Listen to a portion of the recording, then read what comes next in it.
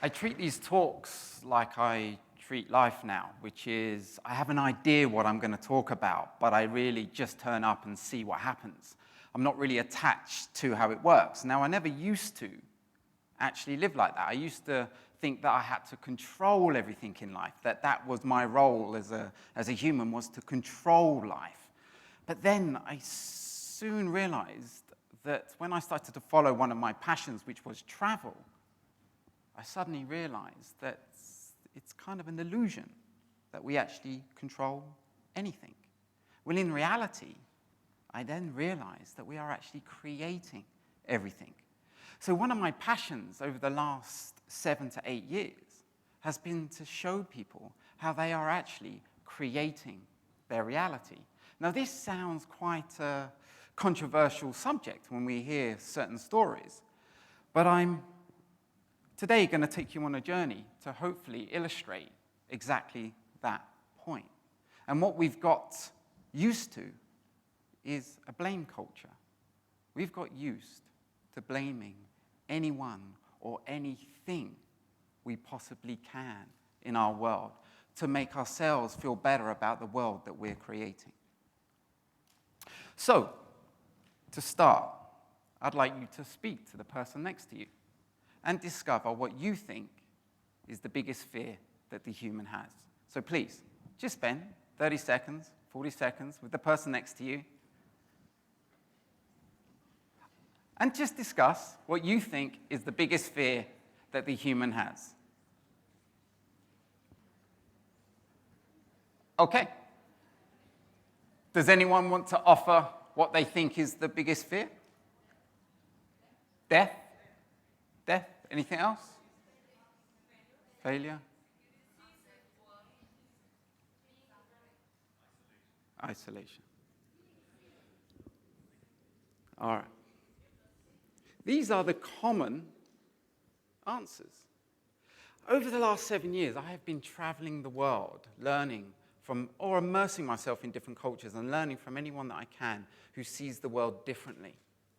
So it's taken me 7 years to unlearn all the things that I have been taught since a child. This illusion. We're constantly sold one illusion after the next.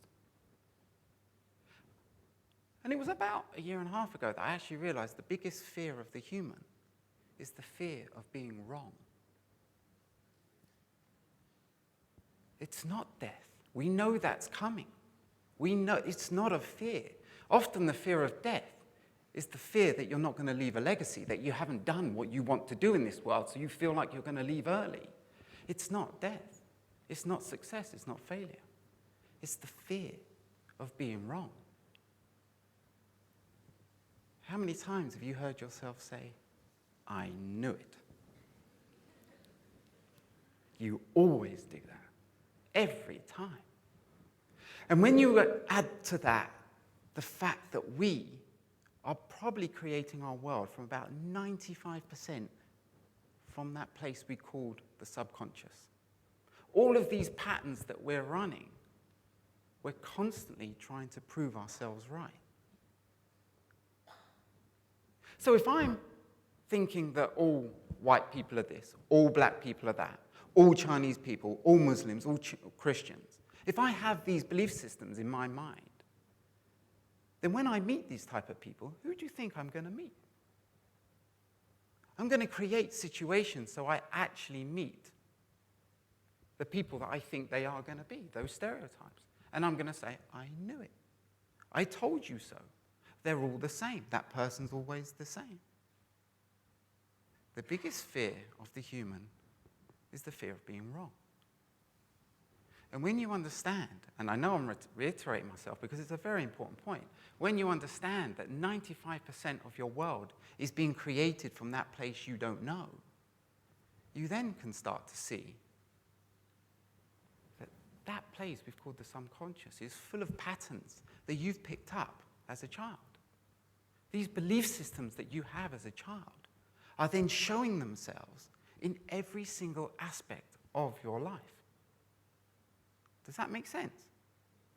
That pattern that you think money's bad, that pattern you think all women do this, all men do that. I'm sure you have partners at home. And they have certain traits that, when they come home from work, they might be angry, they might be frustrated, they might be sad. It might be a regular thing. So when they're coming home and they're not like that, how many times can you see yourself creating a situation so they are annoyed? So you can go, you always do that. Because we know how to trigger our partners. So we're constantly holding people in patterns of what we think they are. So we project onto people our belief systems. And then we hold them in that place so they can't change. And then we can't change. And then we're in that cycle of they don't change, we don't change, they don't change, we don't change. And then you're in that constant cycle. Rather than, I'm going to enable you to change so I can change, so you can change, so I can change. So one of the things that we've learned not to do is listen to our bodies. We've learned not to listen and observe the world that we're creating. So if you can for me, can everyone stand up?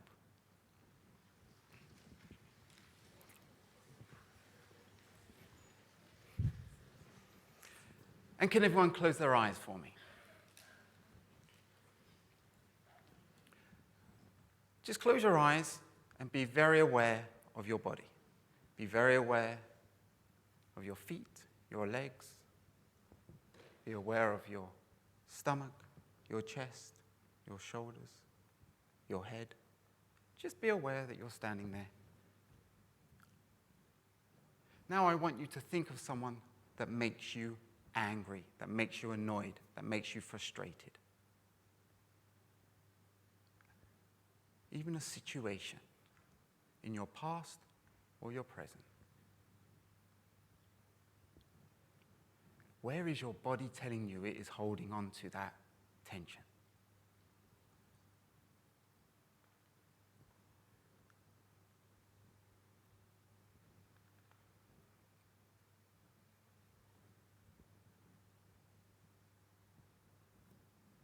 Okay, you can open your eyes and have a seat. Now, when I do this in a workshop scenario, I will take people through more and more of these exercises for them to really feel how much their body is talking to them on a regular basis. Now, you could also say that I see the world very differently to how I used to. I used to blame everything. But now I'm in a constant state of learning. A constant state of learning. I have a different mindset. A mindset that used to be, I don't create anything and who can I blame? To a mindset that I have now, which is, I learn from absolutely everything that happens in my life. There is no downside to this that I've come across. Over the last 3-4 years, I've seen a direct correlation between you releasing from your fears, your insecurities, and your limiting beliefs, and seeing how many challenges you do not attract into your life. There is a direct correlation between the amount of fear that you have, the amount of insecurities you have, the amount of limiting beliefs you have, to how your world looks. Does that make sense? Can you relate to that? Can you see the more fear you have, the more you will attract certain situations? So, there I am, traveling the world, and I'm treating people in the sense of I have a skill set that enables me to help people release from their fears, their limiting beliefs, rather quickly. One of the main things is that I came to this realization that I could walk on this stage and very quickly I could affect all of you. I could come on this stage and I could be angry, and then you would feel that anger. I could walk on the stage and be very nervous, and then you would feel that. When your partner comes home, you can feel what's going on with them, even if they're lying to themselves or yourself. When you go to your friend's house and they've had an argument, and you can feel that something's just happened, you can feel it in the atmosphere. Well, I realized that depending on how I am, affects you. And we accept that. We absolutely accept that someone can come out here and create an energy that makes you angry, frustrated, upset. So why can't we do the exact opposite? Why can't someone come out on the stage with a different energy and create a healing place for you? Why have we accepted this, but we haven't even explored this option? That someone can come on the stage, be sitting opposite you at dinner, and create an energy, create a space for you to change.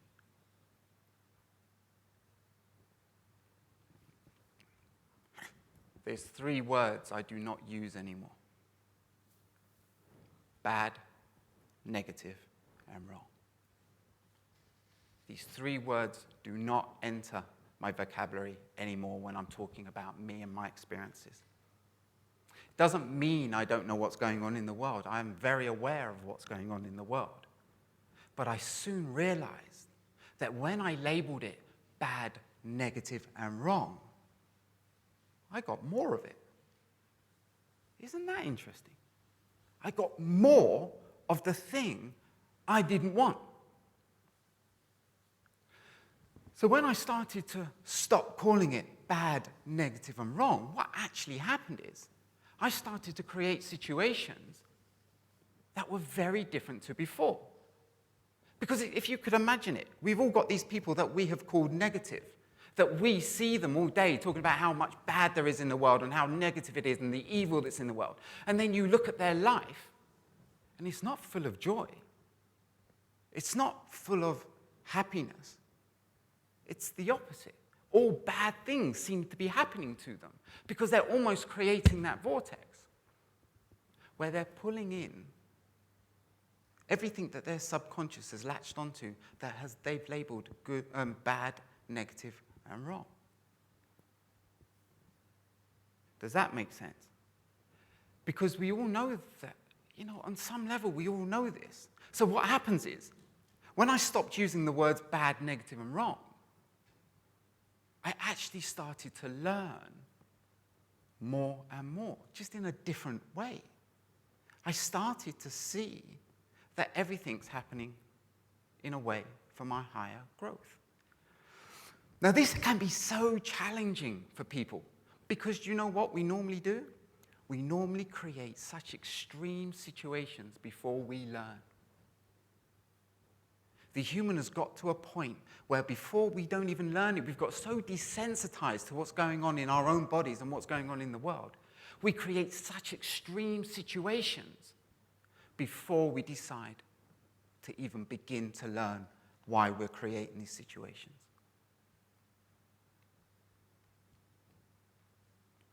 So I treat people that have got back pain, shoulder pain, have got emotional issues with their mum, with their father, and they come to me. And because it's at such an extreme situation, they can't understand why they would have created such situations. One lady came to me because they have back pain, because they had an accident 3 years before. And she said to me, because I'm explaining to her that she's creating certain instances in her life. And she said, well, 3 months before my car accident, every single day, I asked for a car accident to get me out of a job I didn't want to go to. Can you imagine how much effort she's put into every single day asking for a car accident so she can't go to work? And she got what she wanted. Do you think you drive the same when you're angry, when you're frustrated, when you're sad? Do you think there's a higher chance of a car accident when you're in this state of emotion? One lady came to me, and her marriage isn't going well. Her life isn't going well. Her health isn't going well. My first question to her was, are you happy in that marriage? What do you think she said? Her husband's getting more crazy. I said, do you want to be in that marriage? And she said, to be honest with you, no. I said, how long have you felt like that? And she said, 6 months. I said, so it's pretty much fair enough then I can say you felt like that for about 3 years. Because it's like when you go to the doctor and they ask how much you smoke or drink, you don't quite tell the truth. So for the fact that she's omitted to 6 months, I know it's about 3 years since she's been unhappy in that marriage. So she said, yeah. Second thing, I said, do you enjoy your job? No. Can you see why your boss is getting more crazy? Okay. I said, do you want to live in Dubai? And she went, no. I said, can you see why it's all happening now? Because you want to go back home. So you're creating a situation to get you out of your job, to get you out of your marriage. Now, I personally know this because 11 years ago, I was made redundant from my corporate job. I can assure you I was in that job for 1.5 years, and for 8 months, the last 8 months, do you think I was happy? I wanted out, but I was too fearful. I had the girlfriend, I had the mortgage, the car, the male ego, the pride. I couldn't leave. So what did I do? I created a situation so it was made for me. And that's often what we go through. We create situations that are extreme enough so decisions are made for us. Do you remember what you used to do when you wanted to get out of a relationship? You create situations so someone else would do it for you. Do you remember that? All right. So, the biggest fear of the human is the fear of being wrong. When you actually realize this, when you leave here today, you'll realize more and more why you're creating certain situations. And the more honest you are with yourself, you'll realize that by you taking more responsibility for the way your world looks is actually hugely beneficial for you. But that's not the point. When you realize that you're the center of your ecosystem, you're the center of your family, your extended family, when you change, the people around you effortlessly change. This is how big change is going to happen in the world. We've just got into a culture where we are blaming everyone for everything, and people are not learning. So let me just run another scenario, which is actually true. When someone comes to me and said that their partner has cheated on them again for the 4th time. A different partner. The first time, it was with a stranger. The second time, it was with a friend. The third time, it was with a best friend. The 4th time, it was with a, what's more extreme? It could have been a brother, could have been a sister. I've made it gender neutral, the example. So can you see what was happening? This person was blaming that gender. Men are all the same. Women are all the same. All they do is cheat. So every time it happened, it had to get more extreme. And this is how I see life. Life gets more extreme. It gets louder. Have you learnt yet? No. Have you learnt yet? No. This person was blaming other people, so the lesson got louder and louder. If that was your friend, I'm sure at some point you would have gone, you got to work on yourself. You keep attracting the same person. In certain situations, it's very obvious to you when you see someone else creating their situation. But it often has to get so extreme before we start to learn. By releasing your fears, your limiting beliefs, and your insecurities is the first place to you creating a life that you actually want. Can everyone close their eyes for me? We're going to do an imagination exercise. So get comfortable for me.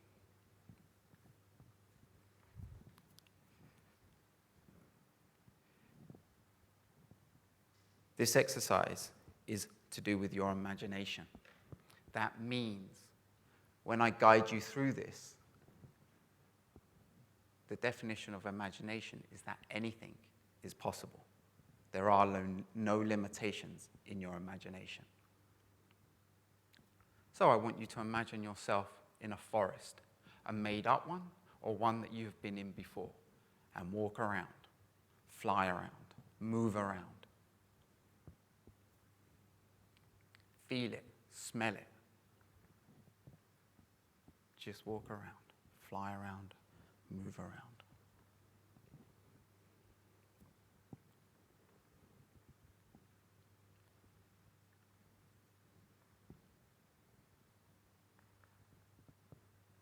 As you do, I want you to notice a house, however that looks to you.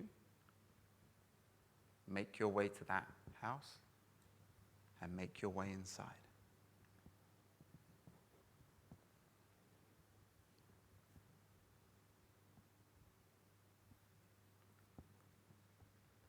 Find a place where you're going to lie down.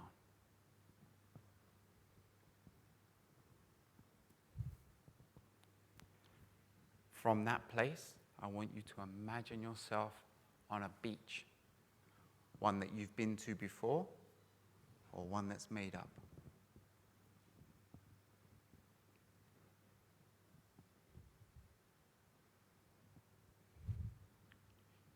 Sit there and look out over the ocean.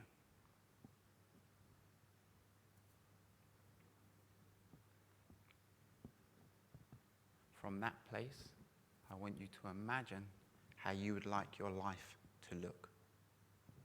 No limitations, not based on your situation at this moment. Would you be doing the same thing you're doing now? Would you be traveling? Would you not be traveling?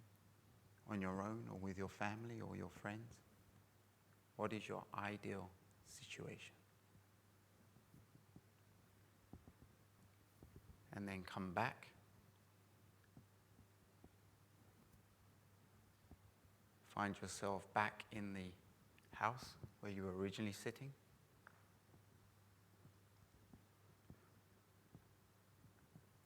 Walk out the door and back into the forest.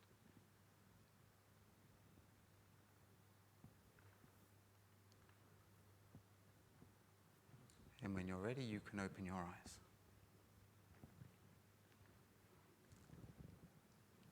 How many times do you engage with your imagination? You know, some people get tired during this exercise. Some people fall asleep during this exercise because it's so hard work, so much hard work to use their imagination. And do you know it's one of your biggest skills for manifesting a life that you want? And we just don't engage with it anymore. Some of us don't even know when we close our eyes and we're told to imagine.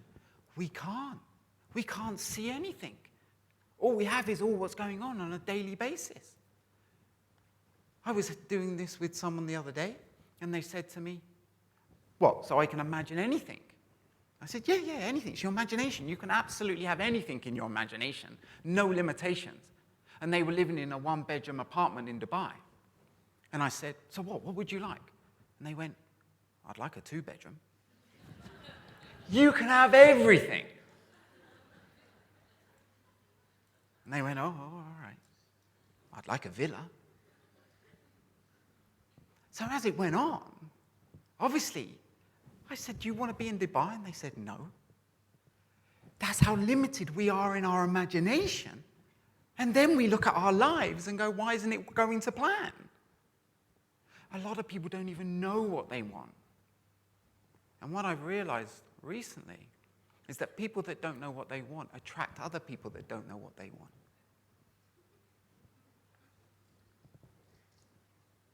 And now you're in that cycle of feeding each other's story. Yep, my boss did that horrible thing to me again. Oh, that's terrible. How can you do that? And we feed the stories. And the people that I treat or give these kind of theories to as an offering for them to either take on board or not, is what I love to hear is when they come back and said, I've changed the way I talk with my friends. I used to feed their story, and now I'm actually helping them understand that they might have had something to do with it. It completely changes your relationship. It completely changes your ecosystem. When you change, the people around you can change. It's your decision if you're going to perpetuate the cycle of blame or you're going to help people get out of that. And as we've already seen, it goes on for generations. Absolute generations of blame. And then we wonder why the world is looking the way it is. Well, I honestly see that we are creating our world as an individual, but we are also creating our world as a group, as a species. And as humans, we have become so desensitized to other humans. We actually now see certain films and games and hear certain stories and turn on the news and it's like, yeah, another couple of people died. Yeah. We hear about animals and we've got so desensitized. So the way I see is the world is getting louder. It's getting louder and louder. Have you learnt yet? Have you learnt yet? Have you learnt to take responsibility yet? Or are you still blaming people and events for what's going on? And that's the situation we're getting ourselves into. So what I highly recommend that people do as a simple practice in the first instance when they leave here is just to see if there's any learnings they've had from the way they've been blaming people of what's been going on in their lives. Can people stand up for me one last time?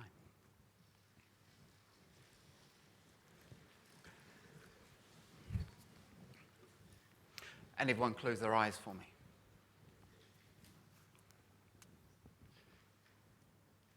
Think about the same person that you thought about before, or the same instance, and see if there's any change.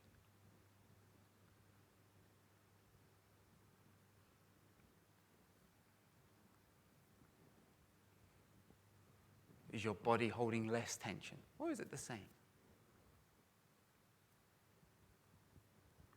Will you think of these people differently for what they've done?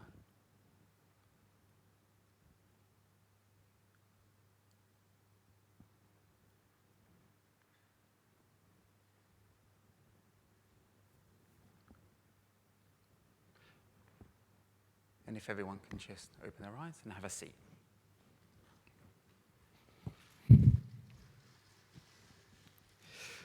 Now, people come into me for sessions and they have a series of ailments that they have been told that are impossible to change. But because I know, because of experience, I've treated thousands of people now to know how the body works. And it's stress that comes from our emotions. But from that place we don't know. The subconscious is constantly running programs that you don't even know you're running, but they are influencing every single decision that you make. And then what we do is that we cover these feelings up with coping mechanisms. Do you know what a coping mechanism is? Something that you use to cover up the real emotion. They're everywhere. Exercise is a coping mechanism when it's used in a particular way. What you eat, the way you think. Positivity is a coping mechanism. Do you know can you feel the pressure nowadays in society, what it is to be positive? Facebook is telling you constantly with affirmations that you should be positive. So there's lots of people walking around unhappy, telling themselves that they're happy. And then we're wondering why that works for a short period of time, but not long time. Because it's a coping mechanism. And I think we've got to get to that point where we understand that we have to learn to release our fears, our limiting beliefs, from a real, genuine, honest place. because that's how the world is going to change. What we've put a big Band-Aid over our stuff. And then we are complaining why the world isn't looking the way that we want it to look. It's because we're pushing so much down. It's got to come out at some point. When your willpower runs out, that's when you start to see the real you. So we have to find these ways of helping us clear. And I can assure you one of the best ways of helping yourself clear from your fears and insecurities and limiting beliefs is by entering and practicing using your imagination. I think that's it. Thank you very much.